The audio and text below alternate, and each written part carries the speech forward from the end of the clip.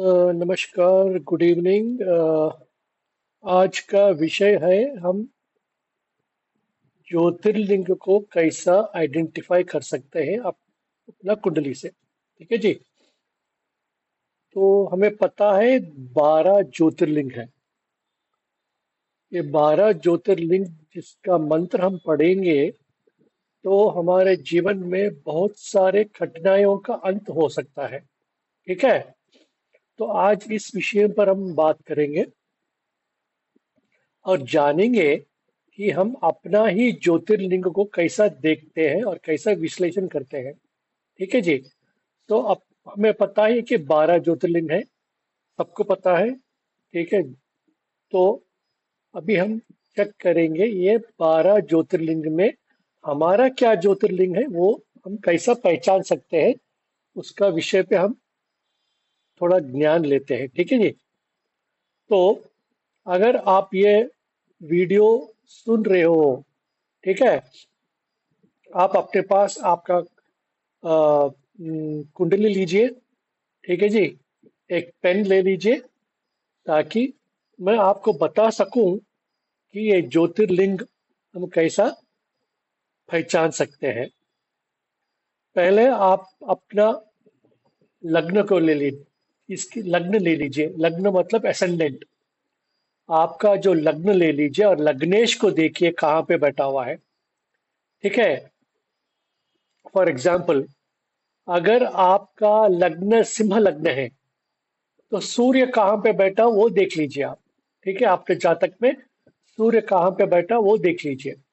लग्न से सूर्य कितना दूर तक वो ट्रेवल करा है, ठीक है, वो देख लीजिए। फॉर एग्जाम्पल, आपका लग्न है सिंह लग्न और लेटस सपोज कि ये सूर्य जो है मेष राशि में बैठा हुआ है। ठीक है। तो ये सिंह राशि से, सिंह लग्न से सूर्य कितना दूर तक ट्रैवल करा है। तो यहां से देखिए ये सिंह लग्न है। ठीक है। ये सिंह लग्न से, ये सिंह लग्न का जो लग्नेश है सूर्य, फॉर एग्जाम्पल यहाँ पे बैठा हुआ है। तो यहां से 1 2 3 4 5 6 7 8 9। ओके। 9 राशि के बाद, 8वां राशि के बाद 9वां राशि में आपका सूर्य गोचार किया है। ठीक है जी। तो वहां से फिर 9 राशियों को आगे बढ़ाइए आप। 1 2 3 4 5 6 7 8 9। तो यहाँ पे आपका आरूढ़ लग्न रहे आ जाएगा। तो आरूढ़ लग्न क्या है? ये आरूढ़ लग्न ये है कि ये आपका लग्न का रिफ्लेक्शन है। ये लग्न सत्य है तो आरूढ़ लग्न असत्य है। ठीक है जी। फिर एक बार आपको बताता हूं। अगर लेट अस सपोज, और एक एग्जांपल ले लेंगे। अगर ये मिथुन लग्न है, ठीक है जी, मिथुन लग्न का जो लग्नेश है वो बुध है। ठीक है। तो इसमें देखिए, इसमें लग्नेश कहाँ बैठा हुआ है? दशम भाव में बैठा। 1 2 3 4 5 6 7 8 9 10। ठीक है। तो दशम भाव में बैठा हुआ है। अगर लग्नेश दशम भाव में बैठता है, ठीक है, अगर लग्नेश आपका दशम भाव में बैठता है, ये इसका एक्सेप्शन, ये रूल है कि the lagnesh is present in the 10th house, then the pada lagna is in the 4th house. ठीक है। तो ये एक्सेप्शन, थोड़ी थोड़ी चीजों के एक्सेप्शन है। मैं यहाँ पे आपको ये पूरा चीज यहाँ पे मैं लिखा हुआ हूँ कि आपका लग्न, आपका लग्नेश फर्स्ट हाउस में है तो आपका आरूढ़ लग्न दशम भाव में रहेगा। अगर आपका लग्नेश द्वितीय भाव में है तो आपका आरूढ़ लग्न तृतीय भाव में जाएगा। अगर आपका लग्नेश तृतीय भाव में है तो आरूढ़ लग्न पंचम भाव में जाएगा। अगर आपका लग्नेश चतुर्थ भाव में है तो आपका आरूढ़ लग्न में भी चतुर्थ भाव में ही रहेगा। अगर आपका लग्नेश पंचम भाव में गया है, पंचम में ट्रांसिट हुआ है, गोचार हुआ है, तो आरूढ़ लग्न आपका नवम भाव में जाएगा। अगर आपका लग्नेश षष्ठम भाव में है तो आपका आरूढ़ लग्न 11वां भाव में जाएगा। अगर आपका लग्नेश सप्तम भाव में है तो आरूढ़ लग्न दशम भाव में जाएगा। अगर आपका लग्नेश अष्टम भाव में गया है तो आपका लग्नेश, आपका आरूढ़ लग्न तृतीय भाव में जाएगा। उसी प्रकार आपका लग्नेश नवम भाव में बैठा हुआ है तो आपका आरूढ़ लग्न जो है पंचम भाव में जाएगा। अगर आपका लग्नेश दशम भाव में है तो आपका आरूढ़ लग्न चतुर्थ भाव में जाएगा। अगर आपका लग्नेश 11वां भाव में गया है तो आपका आरूढ़ लग्न नवम भाव में जाएगा। अगर आपका आरूढ़ लग्न द्वादश भाव में बैठा हुआ है तो लग्नेश द्वादश भाव में बैठा हुआ है तो आपका आरूढ़ लग्न 11वां भाव में रहेगा। तो इसी प्रकार हम देखेंगे तो आरूढ़ लग्न एक एक प्रथम भाव, द्वितीय भाव, द्वादश भाव, षष्ठम भाव, सप्तम भाव और अष्टम भाव में नहीं रहेगा। ठीक है जी। तो उसी प्रकार इस चार्ट में अगर हम देखेंगे कि आपका जो लग्नेश है, जो अगर एग्जाम्पल में आपका लग्न है जो है मिथुन लग्न है, मिथुन लग्न का जो मालिक है बुध है, बुध दशम भाव में बैठा हुआ है तो लग्न, तो आरूढ़ लग्न कहाँ पे जाना चाहिए? यहाँ पे इस इस राइटिंग में आपका चतुर्थ भाव में जाना चाहिए। ठीक है जी। तो उसी प्रकार हम सब ग्रहों का, सब लग्नों का ये हम आरूढ़ लग्न लेंगे। उसके बाद क्या करना चाहिए? उसके बाद आपका जो अब स्टेप्स में जो बताए हैं, इस स्टेप्स को आप देखिए। पहले चीज, आप अपना चंद्रमा कहाँ पे बैठा हुआ है, आपका कुंडली में चंद्रमा कहाँ बैठा हुआ है वो देख लीजिए। और उसके बाद आपको पता है आपका आरूढ़ लग्न ऑलरेडी आप कैलकुलेट कर चुके हैं, वो कहाँ पे है वो चेक कर लीजिए। तो चंद्रमा से केंद्र स्थान ले लीजिए और आरूढ़ लग्न से त्रिकोण ले लीजिए। ठीक है जी। फॉर एग्जाम्पल ये यहाँ पे देखिए, ये चंद्रमा है। चंद्रमा से क्या करना चाहिए हमें? चंद्रमा से हमें केंद्र ले लेने चाहिए। तो चंद्रमा से केंद्र क्या है? धनुष राशि एक केंद्र है और मीन राशि एक केंद्र है, मिथुन एक केंद्र है और कन्या राशि केंद्र है। केंद्र का मतलब क्या है? 1, 4, 7 और 10। ठीक है जी। और लग्न जो है, और जो लग्न आरूढ़ लग्न कहाँ बैठा हुआ है अभी कैलकुलेशंस के हिसाब से, या चतुर्थ भाव में हम कैलकुलेट करे थे ना, ये मिथुन लग्न है, मिथुन लग्न का मालिक बुध है और बुध दशम भाव में बैठे तो हमारा आरूढ़ लग्न जो है चतुर्थ भाव में जाएगा। तो चतुर्थ भाव से हम त्रिकोण लेंगे। तो ये त्रिकोण क्या क्या होता है? कन्या राशि त्रिकोण होता है। उसके बाद क्या आ गया? उसके बाद मकर राशि आ गया, 5, 7, 8, 9। ठीक है। 1, 2, 3, 4, 5, 6, 7, नहीं, लग्न है ना अपना, जो लग्न है आरूढ़ लग्न है, हमने कन्या राशि वागे तो कन्या राशि में त्रिकोण ले लेना है। त्रिकोण मतलब त्रिकोण में 1, 5 और 9। ठीक है। और केंद्र मतलब 1, 4, 7 और 10। तो त्रिकोण क्या हो गया?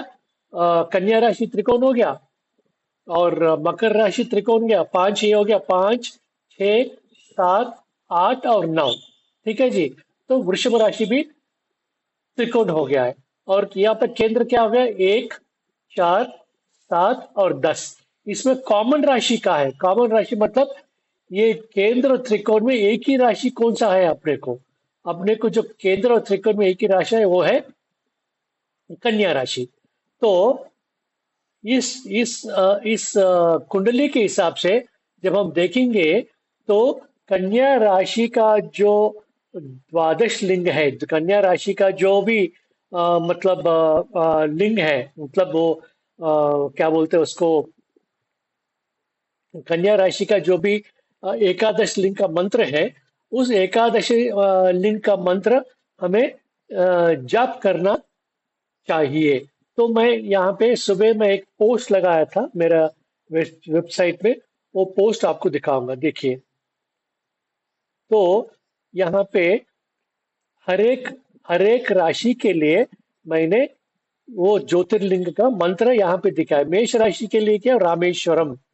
जो रामेश्वरम है, जहाँ सूर्य उच्च में जाता है, वो उसका ज्योतिर्लिंग का मंत्र है। ओम नमः शिवाय नमो रामेश्वराय। उसी प्रकार से सोमनाथ, ओम नमः शिवाय नमो सोमनाथाय। उसी प्रकार मिथुन, ओम नमः शिवाय नमो नागेश्वराय। उसी प्रकार कर्काटक राशि, ओम नमः शिवाय नमो ओमकारेश्वराय।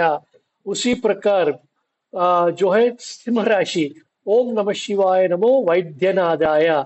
जो कन्या राशि के लिए अभी जो कुंडली में दिखाया था आपको, वो मल्लिकार्जुन है, तो ओम नमः शिवाय नमो मल्लिकार्जुनाय। उसी प्रकार तुला राशि, ओम नमः शिवाय नमो महाकालेश्वराय। तुला राशि में शनि का उच्च रहता है, ठीक है, तो महाकालेश्वर है। उसकी उसी प्रकार आपका जो वृश्चिक राशि है, ये कृष्णेश्वर बोलते हैं उसको, ठीक है। ओम नमः शिवाय नमो कृष्णेश्वराय। ओम नमः शिवाय नमो विश्वनाथाय।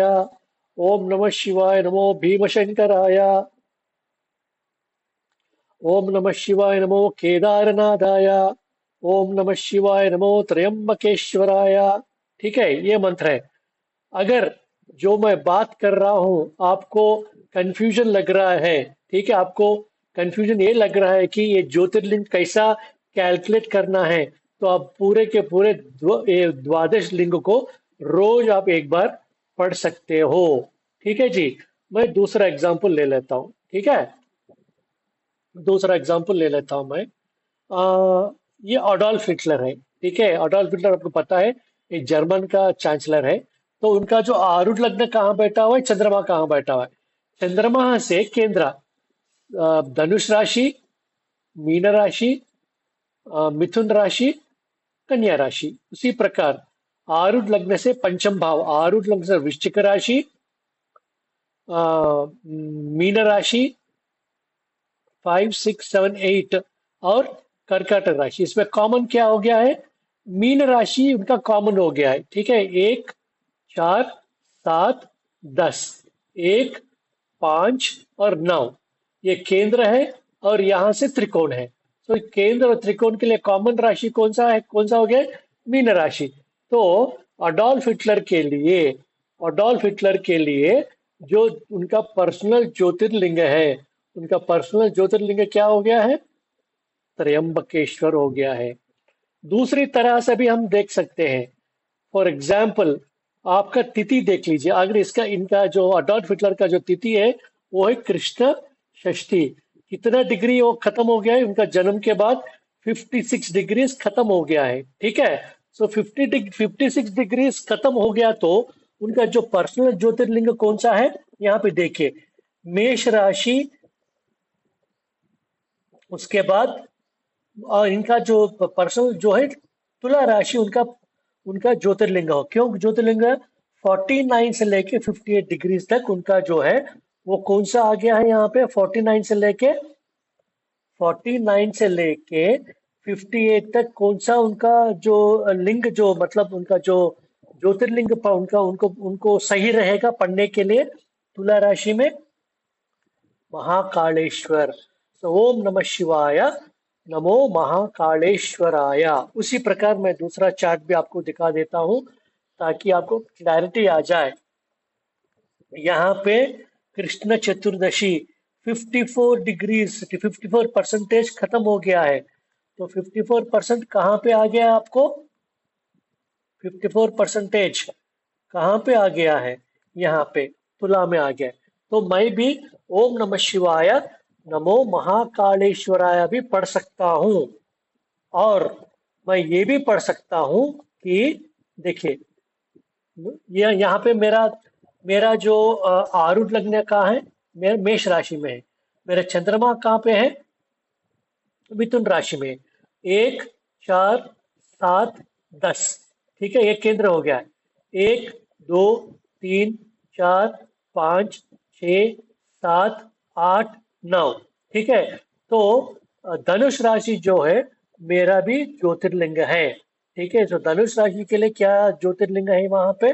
देख लीजिए आप, इस वेबसाइट में देख लीजिए। विश्वनाथ, ओम नमः शिवाय नमो विश्वनाथाय। रोज 108 बार पढ़ लीजिए। तो आपका जो भी को आत्म कारक ये होता है। आत्म कारक का मतलब क्या है?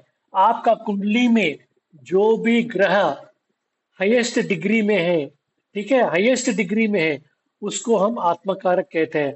अगर आत्मकारक के ऊपर श्राप है, श्राप का मतलब क्या है? दो पापक ग्रहों के बीच में वो विराजमान है और पाप का दृष्टि है, ठीक है, षष्ठम भाव, अष्टम भाव, एकादश भाव, द्वादश भाव में बैठा हुआ है, इसको बोलते हैं कि ये आत्मकारक, आत्म दोष है, आत्मकार का दोष है। जब इसको ऐसे ऐसे कुंडली वालों को ये ज्योतिर्लिंग का जाप करना चाहिए। ठीक है जी, तो आप समझ गए कि कैसे हम ज्योतिर्लिंग को, पर्सनल ज्योतिर्लिंग को हम कैसे कैलकुलेट करते हैं। कृपया मेरा चैनल को सब्सक्राइब कीजिए और शेयर कर कीजिए, ताकि जो भी पढ़ना चाहते हैं, जो भी ज्योतिष को समझना चाहते हैं, मैं उस चीज को मैं एक्सप्लेन करके आप सबको बताऊंगा। धन्यवाद।